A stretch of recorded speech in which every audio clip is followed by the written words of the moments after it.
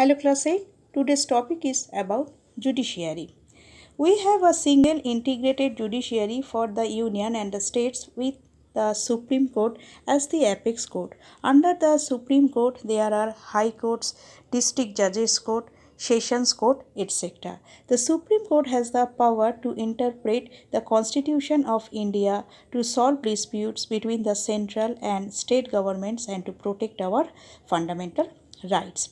The Chief Justice, along with the other 30 judges, is appointed by the Indian President. A judge of the Supreme Court must be an Indian citizen. He must have been a judge for at least 5 years in the High Court or worked as an advocate of a High Court for at least 10 years. The judges of the Supreme Court retire at the age of 65. A judge may resign or he may also be impeached by the Indian President.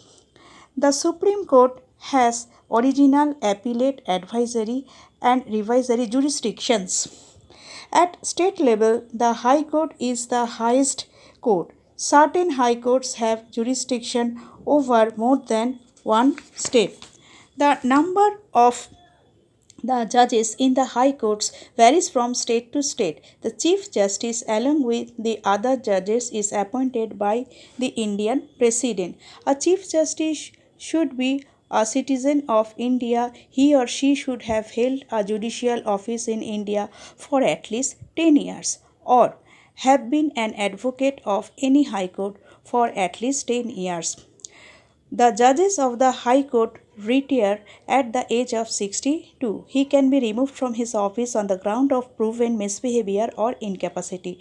If the President finds the judge guilty, then only he or she will remove him or her. The High Court has original, appellate, and revisory jurisdiction. The High Court has the power of superintendence over the subordinate courts. The topic will be continued. Thank you.